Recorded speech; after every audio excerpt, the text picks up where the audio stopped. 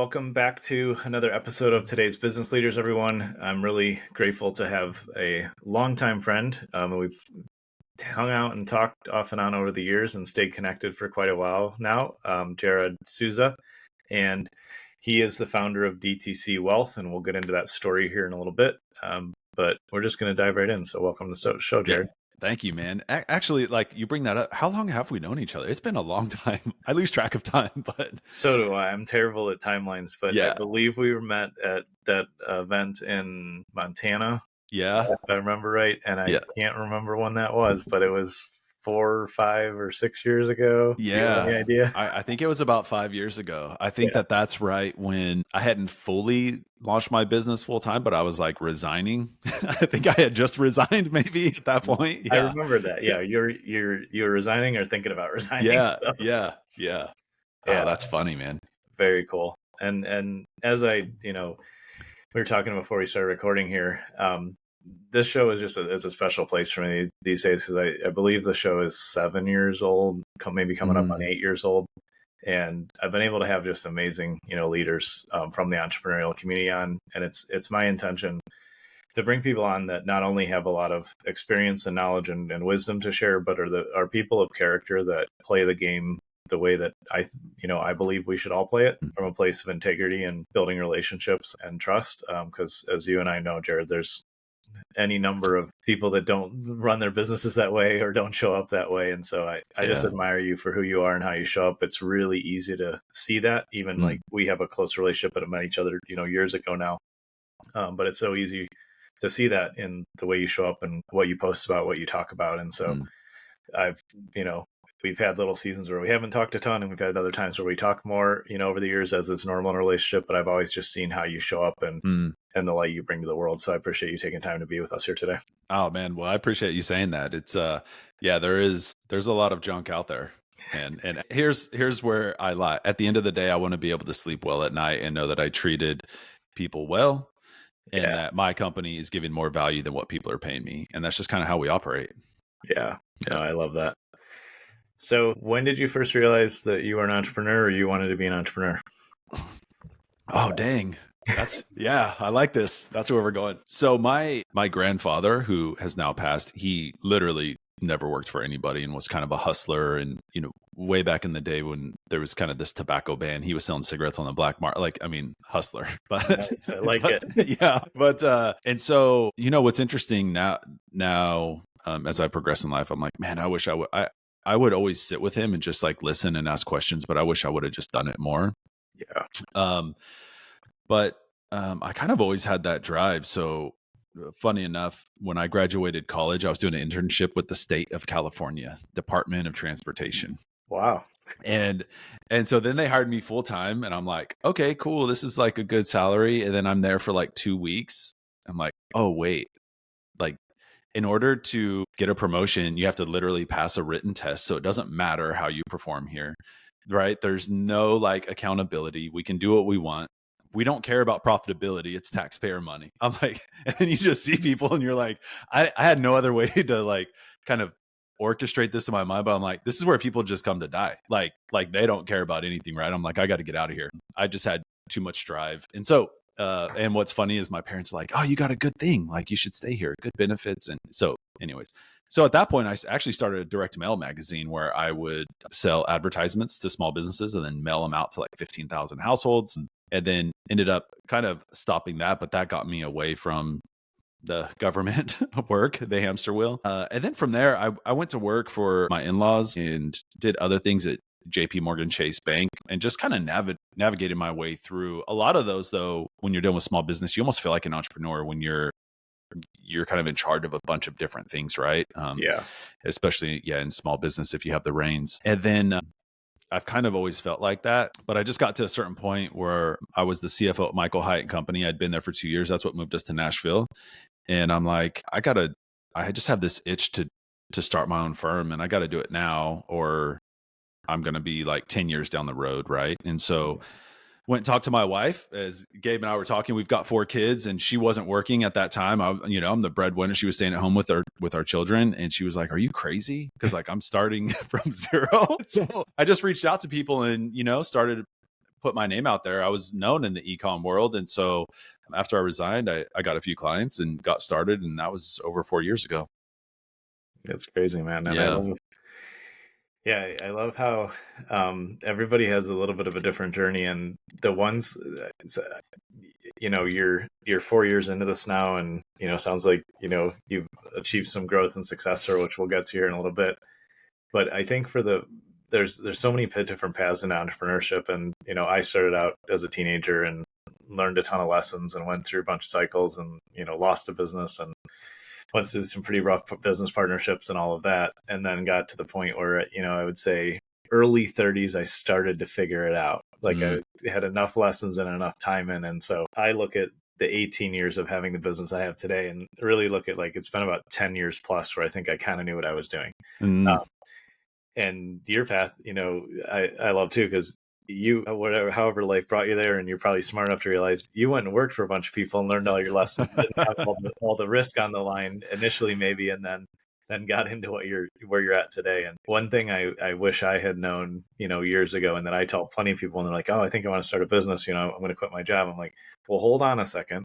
Why don't you figure out how to manage your time more effectively? Because you're going to need that skill when you run your business. And why don't you start something on the side, get some stability, and then step from one boat to the other, instead of hoping your little paper boat is going to take you across the sea immediately." So for sure. It's a lot easier, like if you're to do that, to get clients on your side hustle when you have a paycheck coming in, when you have revenue coming in, right?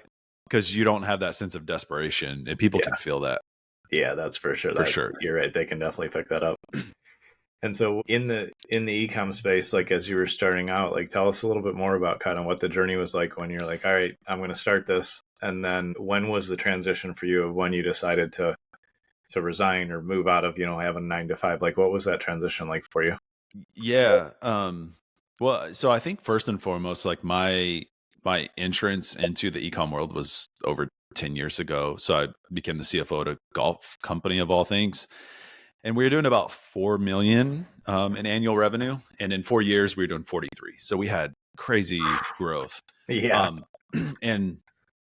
But what accounted for that is like we knew our metrics. So we had solid financial foundation in place. We knew how much it cost us to acquire a customer. We knew at what point we were paid back, right? And so we would just incrementally, we'd go, okay, 2 months out, cash is okay. Okay, now we're going 3 months, right? When we'd incrementally. And so, I mean, you being on the marketing side, like we were outspending our competition and just acquiring these clients. And so that just one thing that people that are close to me know, I actually hate accounting. Like it's like way too black and white for my brain. So I have good accountants on my team, but when I'm looking at but I love data, right? So I can just look at data and I can decipher it really quickly and I can make the connections. And so like that was my view into this world of, oh, I can tell a story and I can give advice, and it's not like emotionally driven. It's just like, here's the data. This is what's happening. This is where we need to focus. Right. And so that's when I fell in love with e-com, and, we're starting to get some of that data in some other industries, but it's all over the place in the D2C world. Yeah. Sure. So that was my start there. Then, the transition. I don't know what this yearning was that started it at that point. I had been there for Michael Hyatt for a couple of years, and I love the people. I love the culture there. Michael's an amazing guy. There was just this desire in me, and when I reached out to people, I didn't want to do the side hustle thing. I felt like it wasn't fair to the company that I was with. So again, but I would recommend that if you can do that. Yeah. And so, I completely waited till I was done before I started getting on calls with people. I put feelers out there, and some people, had expressed interest, but nothing was signed until I fully left. Yeah. Gotcha. So you did kind of not start from zero, but start from a right. Not like you're starting off into a functional business. Yeah. It's risk mitigation, man. Yeah. And what was kind of like, where you started? I'm assuming you probably handled a lot of delivery, like as we all do. Like we take it on and do as much as we can. What was that journey like of where you started with a couple clients or whatever the start was, and then what's been the journey like of building this and growing this over the last few years here? Yeah. So actually, when I was at that golf company, I hired a director of accounting there, and she was fantastic. So when I thought about starting to do this, I reached out to her first. One, because I know I don't want to do the accounting work. Like I knew that off the start. So I'm like, hey, this is what I'm thinking. What are your thoughts? Do you want to come on board? And so she said yes. So I knew I had an accountant like from day one. Nice. But then it's just like, yeah, what services do we offer? And so I navigated that for a few years. Like what we wanted to be in control of the accounting work so that we could trust the data, right? So now I've got a team of, 5 accountants on my team. Because we want to make sure that we handle that work well. And then it's just all of my experience in terms of aggregating data and what data to aggregate together and what story is it telling. Then we pull all that into a dashboard so we can advise our clients well. Yeah, I've walked through over the years, starting with like virtually no financial intelligence, which was a big factor in the first company I lost in the housing market crash. And it was a great, very, very valuable, painful lesson. And then I was like, oh, I have no clue on the finances. I know how to sell. I know how to deliver things. I've got all these other things that I have some competency in. And I clearly am clueless when it comes to financials. And it's funny when I look back at that business, my last tax return, we did we did 1.1 million or something, not too bad revenue wise. And I made 65,000 net. Wow. Yeah. And as like, wow, clearly I, thought cash flow was the only thing that mattered in that. And, but I've spent a lot of years now and continue to grow and, looking at how do I kind of take what feels like, at least maybe from the business owner's perspective, sometimes like all these abstract pieces, all this abstract piece of information and data, and then exactly like, what does this mean? Where are we going? What are the opportunities? So I'm curious, like what are the principles or things that you start to teach clients, and maybe some examples of, how you've been able to pull data together to help, lead them and support them to make effective decisions. Because I know I'm not the only entrepreneur that has gotten, their report from an accountant or something and their eyes crossed and they're like, okay, like, did I make money or not? And how much is my tax bill? Like, those are like, you got to know that stuff, right? Yeah. But I've been there and been with plenty of people who don't leverage the power of like really having true insight and, a real strategic approach to their financial end of the business. Yeah. Man, it's a great question. So first is we don't mess with taxes. Like that's, and I just tell people that right off the bat. Yeah. But my piece of advice to that is have those separated out. So whoever's doing like your accounting, your finance work, have that separated out from your CPA, right? Like, I don't know how many years ago, but CPAs are doing tax returns and then they're like, well, we have this really high escalation of invoices when it's tax season, and then the rest of the year we don't. So then somebody's like, well, do bookkeeping. Now you've got monthly reoccurring revenue coming in. And from my perspective, this is just my opinion, you need to have checks and balances there. So for my clients, my whole goal is to make them as profitable as possible. If that's the target, your tax accountant is to limit their tax liability and let us chat about it. What's the best path forward? But when you have one person doing both, it's hard to really get the best off both sides. So we primarily deal with D2C brands. And so, we don't show founders the financial statements like they're going to go cross-eyed, right? So we truncate all that into high level. So we look at revenue, cost of goods, selling expenditures, and then your overhead.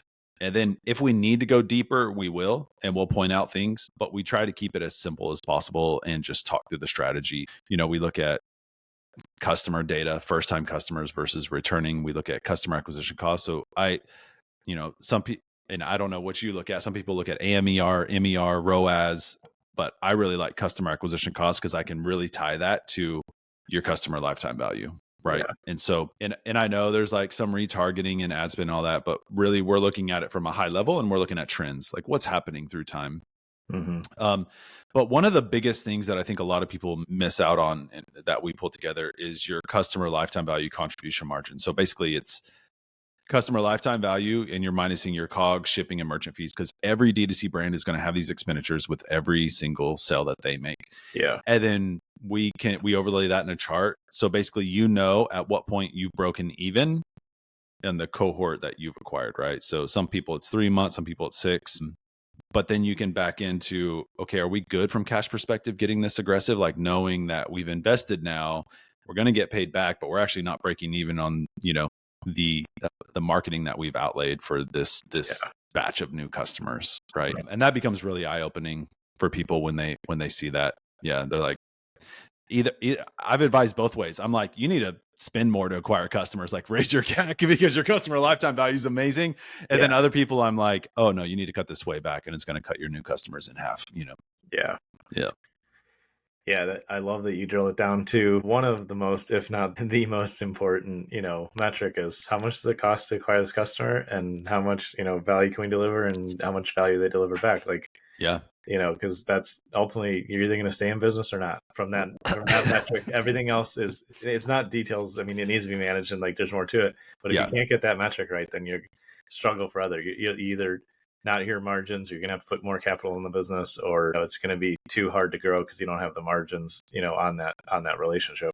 Yeah, exactly. And then, there's different business niches that don't have a high customer lifetime value. Like they just don't intrinsically, right? Yeah. And so we need to be profitable on that first acquisition, because that customer lifetime value is not going to increase that much through time. But then when they see that, you're like, okay, well, what ancillary products could we add just to kind of slowly grow this, right? I mean, it's like the email is the biggest asset that people have that's not shown anywhere on the financials, but you got to take care of it. Yeah, exactly. Yeah, definitely. And what would you say, like, are the things that when people are coming to you and they don't have that metric and that formula that you're able to deliver to them of like, here's what it costs to buy a customer and this is their lifetime value. What are some of like the blocks that are typically hiding that from them? Or are there any kind of like mindset blocks that people get focused on the wrong thing, or aren't drilling down to that metric, which matters a ton, right? Yeah. Man, yeah, I've seen a lot. One is just ignorance, like they just had no clue, right? A lot of times people don't even want to look at their financials again because they don't understand. And I get it. Financials are a weird thing. There's shame, there's ego, there's pride, there's all this stuff wrapped into it.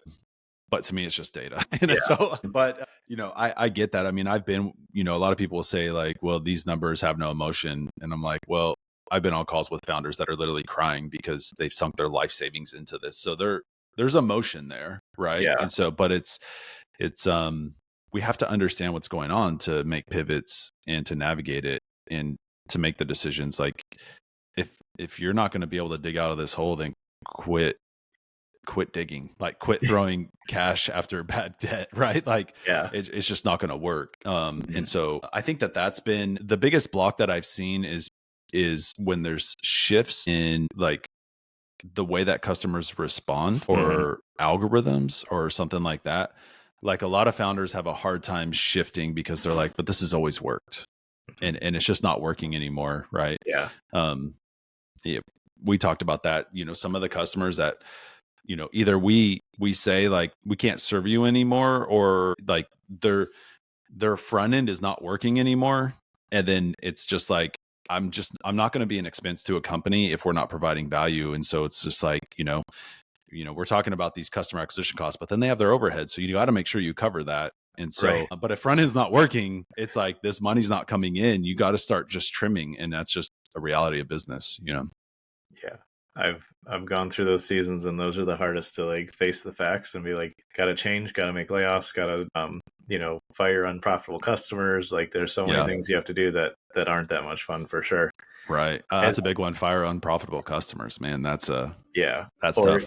An even harder lesson for me, and I feel like I've learned this one enough times that I think I actually learned it, is firing low profit customers. Because I learned the longer I'm on this path that there's like mind space and energy and opportunity cost, obviously, is how we like business ease it, to keeping something that is limiting or holding us back from doing something that's so much greater. Many people have heard, and at least I've heard the saying over the years, like, you have to eliminate the good to get the great, or you have to move past the good to get to the great. Yeah. And that's easy to say. Yeah. And a little bit harder to do when you're like, well, this is working really well. And I remember it's probably right around when I met you, or slightly before or after, I shut down a content subscription product that had done almost $1.5 million in a handful of years. Yeah. And I knew that it was good, but I knew that it was holding me back. And when I talked to my wife about it first and then announced the team, like, we're shutting this down, like nobody was happy about it. Like, why? Like, I'm like, I know, but like, I can feel and see and know that like, if we don't retire this and sunset it, then we're going to stay here. And it's so dangerous to stay static and, flatten a business. Cause if you're not growing, you're dying is my belief. Yeah. And it's proven true so many times. So that's also been a challenge for me, is like identifying the good things that need to go. Yeah. Well, especially if you're looking at that and you're like, well, it's not terrible cash. It's bringing cash in. Right. But Yeah. how did you come up? Like, how did that epiphany hit you? Looking back, it's easy. It's always so much clearer, but I do like honestly believe, like, and remember being in that season where I watched, I believe, in my current awareness, is that we were the first content subscription business in the world, or at least one of the very few. Yeah. And so we came in at a ridiculous price that wasn't profitable. And I figured out, all right, cool, we're going to charge here. And we got, very quickly got to a really profitable functional model, and it scaled well. And then as soon as the idea caught on, there was more content subscription, competitors. And then it proliferated into design and a lot of, it was basically like service as a product, splintering off agency services. And so the longer we went, the more I noticed like other competitors were racing to the bottom, and like, I don't want to be in that space. I'm not going to do a volume play. Not that I won't ever do that, but I knew in that space and time, I was like, I don't want to do the volume play and try to scale off of, a really small margin. Yeah. Because I knew and felt and had played around a little bit to know that like, if I scale too fast, I lose quality, and then I won't do that. So yeah, I just felt like the market shift, and I had people reaching out to me asking me how to teach what I build and everything, which was great. And I shared with someone and did some coaching with people, and I was like, I'm happy to show you how I did it. Because they were in a different, season of business and stuff. But it just came to the point, is like, if we keep doing this, I'm going to block what's next. I'm so glad I did, because we went through some of the biggest years of growth and profitability after I decided to do that. Wow. Wow. Yeah, it's interesting, and I'm selfishly asking because we do, as I've been going through our tiers, like we have one tier that's actually scalable, right? We don't get on calls, but we have CFO do Loom video, so you get strategic analysis. You have to look at your numbers. We have private Slack channels, so you do have access to us. But but we do have one client that we've had for a long time. I love them to death, but they're probably taking like 30% of my time right now. Right. And I'm just kind of like starting to be like, ooh, I mean, this will hurt to lose them, but maybe not the long run. Like the short term, yes, but long run, it's going to open up to do some cool stuff. Yeah. I've been in positions like this in years past, but I understand, because I'm in a season where I have one account that is absolutely huge consulting contract for me, and I love it. But I'm starting to rate limit a little bit, because I'm like, if I give all my time there, then, I'm not going to grow, my company and a couple other companies I'm looking at acquiring and getting into. Like, I've got to protect my time. Yeah. And yeah, that's always a challenge. And it's, I think for me, it comes to like sitting with myself and really getting clear on what I want. And I don't think that, I know I definitely didn't have the maturity or awareness to even be asked that question years ago. Yeah. But even now, like, I don't think that, as in the entrepreneurial circles, we always talk about like, just really sit with yourself and get clear on what you want, because my definition of success is going to be different than yours. Yeah. Always. And if I'm trying to chase what somebody told me success was, I'll never be fulfilled, and I'll make decisions that harm my path for success. And I won't even necessarily know what my path is if I don't take that time. And so, yeah, that's where like sitting, thinking about your business, looking at where you're going, where do you want to be, what life outcomes do you want from your business? That's the kind of stuff that's always been helpful to me, because my definition of, success is freedom of time and freedom of money. And they're not always in every season like equal or the same value. Right. And so knowing what season you're in, and knowing what you want, and knowing what gives you the life that you want as a number is important, because you and I would assume, at least at this stage, we don't need, Tony Robbins level of wealth, or, Michael Hyatt, like that. We don't necessarily have that requirement to have freedom of time. Right. But ultimately, down the road, I intend to continue to grow revenue massively over the years, but Yeah. I need to know where I am now, because like we were talking before we started, like I'm homeschooling my son this year, and so that is worth more than any amount of money. You can't pay me. There's no check you could write that would take me away from, having that time and spending that time with him. Yeah. And so I don't care. Like, but when he graduates, like I'll have different priorities and he'll be doing other things, whatever. And then then maybe you could incentivize me a little bit to give up some more time, because it will make sense. But knowing what season we're in and knowing what we want, I think is just such a key. For sure, man. But it's such an easy question, but such a hard question to answer. Oh my God. Yeah. I spend time thinking about that a lot, and I have effective clarity. Do I have the level of clarity I could get if I spent more time on it? Probably, that's what I always sit with. Yeah. I mean, I have seen your stuff like through the years of like, I mean, you've been public about working through this. Yeah. Yeah. It's been really cool. Yeah. Thank you. I think that it's important to be like transparent and open, and like not to the point. There's people that are too open and I think share too much, honestly, but like of drama level stuff to me. Yeah. Yeah. But I think it's important to be honest about, like, it's really, really hard to run a business, and it's, emotionally challenging. The constant requirement that we level up our skill set if we want to keep running a business, let alone grow it. It's a massive investment, and it's not easy. And there's parts that are super lonely, super painful, super hard. Yeah. Yeah. Yeah. Yeah. Man, so true. I mean, there's been times when I've just been like, I don't know. Is it worth, like, your mind starts just, is it worth it? Do I just go work for somebody? Right. And then, then the other side of your brain slaps you, and then you're like, no, keep going. Exactly. Yeah. Yeah. And I'm curious for you, Jarrod, you talk about how you can analyze the numbers without like emotional influence when you're working with clients. And that's so key. Like, we need to be objective. Yeah. We need to look at what's happening and not trick ourselves, or say like, well, if I just spend a little bit more money, which I've done projects like that and spent more than I probably should, at least I finally figured out, maybe I need to cut that off. Yeah. When it comes to your business, have you been able to translate that skill and experience that you're able to do in other people's businesses and jobs and clients to yourself, where you're able to be emotionally regulated and super objective? Or what's that been like when it's your own business and money? Yeah. Oh man, you're bringing the heat. Like, nobody's, yeah, that is awesome. It's completely different.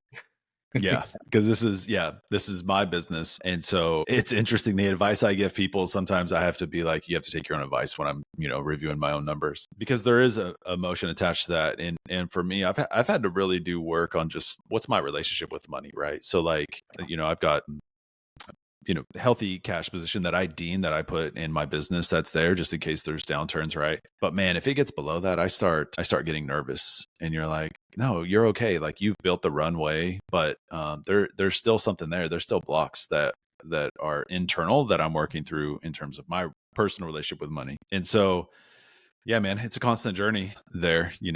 I know that you've kind of done that work too. And there's a lot that we grew up with that is based on our subconscious that we got to kind of pull out.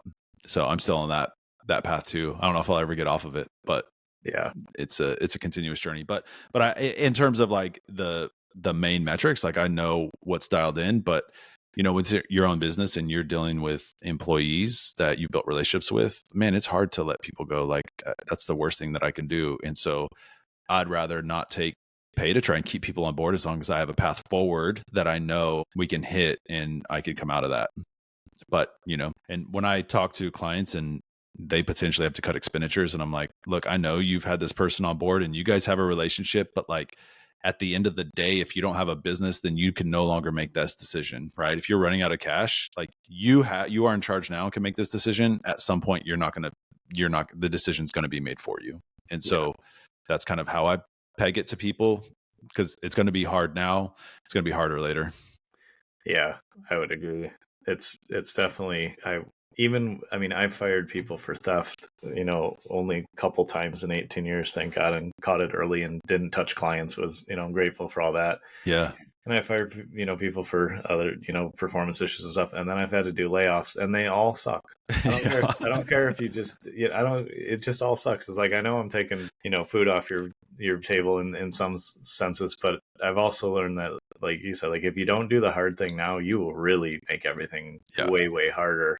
Yeah. And there was few years ago, investing, and like I knew we were investing in a huge growth spike. I could feel it, but I also knew where we sat today. Yeah. And I made some layoffs, which are super hard. And I learned a really hard lesson that year that I didn't cut hard enough the first time, and I had to do another layoff in the same year. And I was talking to a good friend of mine after I'd done the first layoff, and he's like, well, he's like, this second one, cut hard. He said, don't. He said he walked through a season where he didn't understand this, and he ended up making 3 or 4 cuts in a year, and he really damaged the culture. Yeah. Because then everybody's worried. Whereas if you have to make the cut hard, get good advice, obviously, talk to your CFO or get, work with Jarrod, or like get really good advice and then make an objective, logical decision, because it's going to suck no matter what. Right. But I fortunately, I'm so grateful that I managed to not take the most effective path and still maintain culture. But there's such a risk when we try to just do the bare minimum when we're in a season where all the numbers point to we've got to make a big dramatic change. Yeah. So true, man. Because you make those cuts and then you come back to your staff and you're like, you guys are good, right? We've made the cuts, and then you have to do it again. And now they've lost complete trust in you. Yeah, exactly. And that's super risky. Yeah, for sure. Yeah. If you have to do it, you have to do it. But yeah, Right. That's good advice, man. Cut as hard as you need to.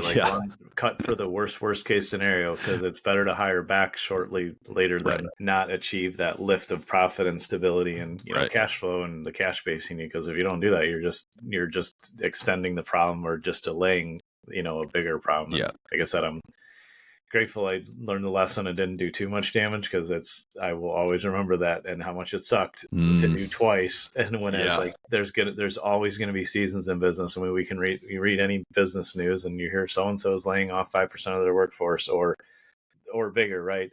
And it's like it doesn't matter how big or successful you get, that's always a part of business. And so it's better to just be honest with yourself about that than think this is going to be the one time. Yeah. It's so true.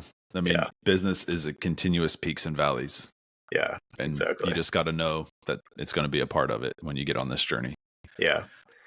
I'm curious, something you mentioned earlier that it sounds like it really helps you be as objective as possible about your own business and, growth and finances. You mentioned about like having enough of a cash base and understanding that. And had I understood that years ago, I'd be in a totally different position with my first company. But where do you start with somebody that's like, oh, like, well, I just have the money in the bank and it's great, but they don't like have any metrics around that. I understand that. What kind of cash position are you trying to start people with, like as far as like months of cash in the bank? Like explain that, because that's something I didn't know until probably later than I should have. Yeah. I mean, I think there's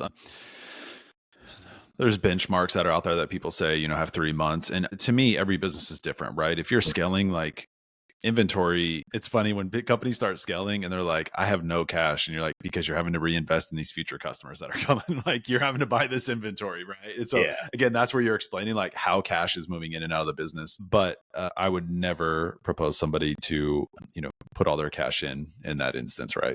One change in the algorithm and you're gone.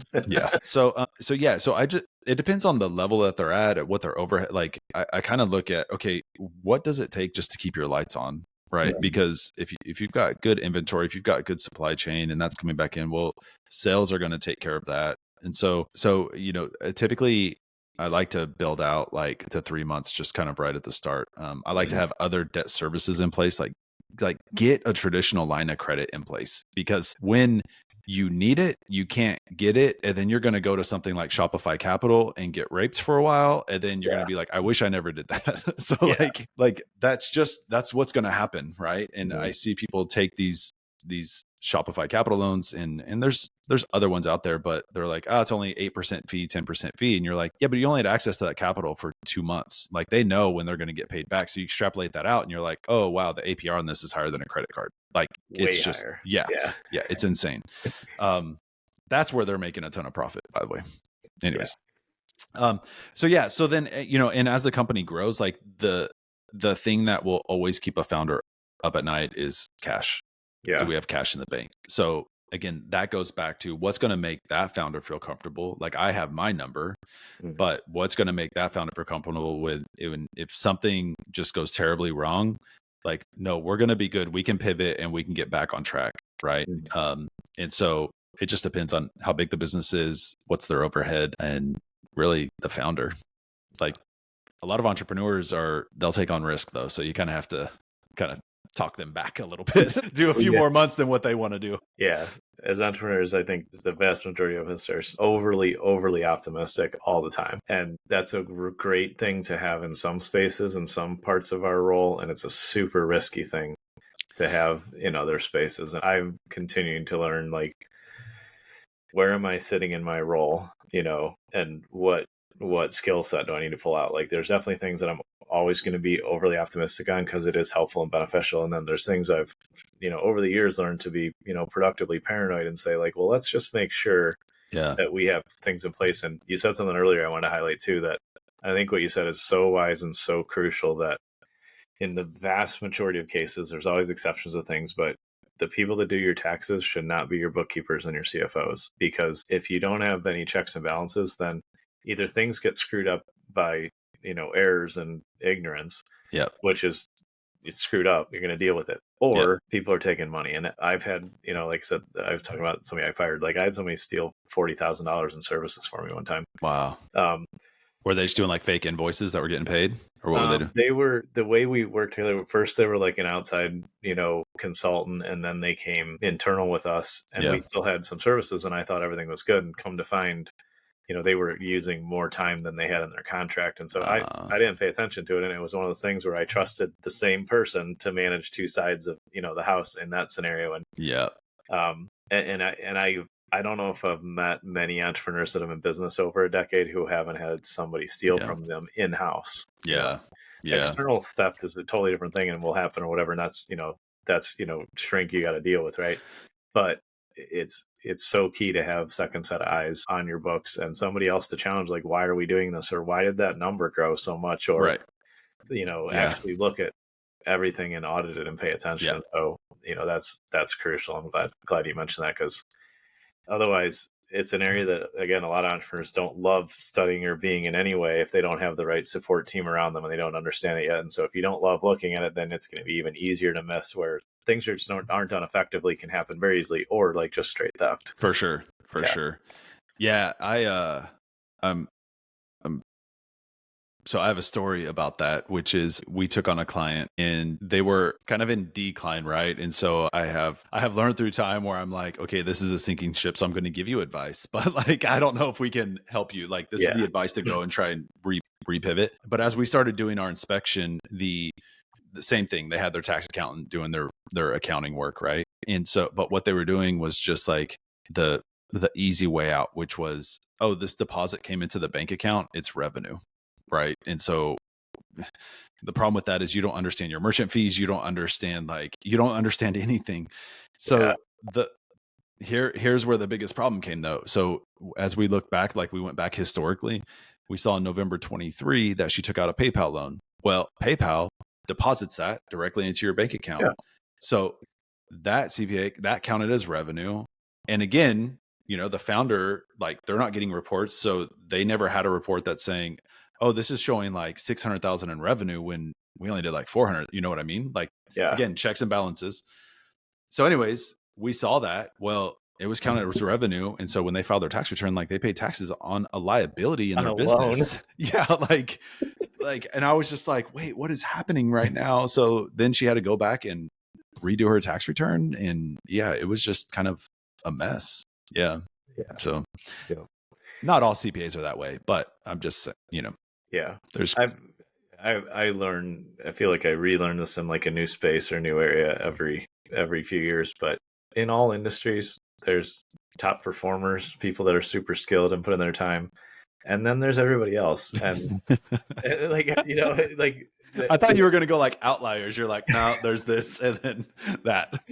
I'm being a little bit extreme, but with the clients we serve are in home services, and we do some stuff in e-commerce, and we do stuff in the wellness space, and we do coaching and consulting. And so I've been around the world on the industries, and over like 10,000 businesses I've had some touch or work with over the last 18 years now. Yeah.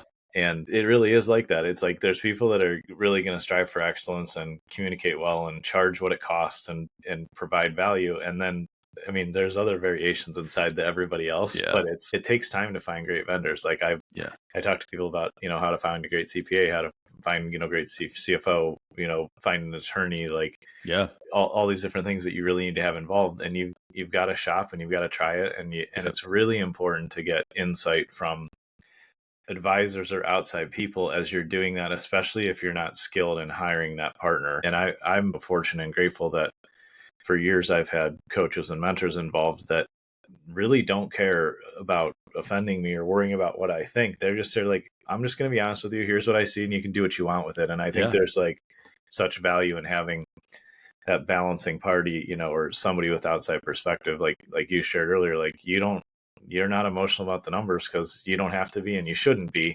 Right. And it's key to have people like that throughout the business, or people that we sit down and review things that can challenge where we're at. Because otherwise, we might be getting a subpar result, or we might have outgrown a vendor or employee or, whatever team member that it's not easy to see when it's like these little incremental shifts over time. Somebody that can come in and go like, man, what the hell's going on here?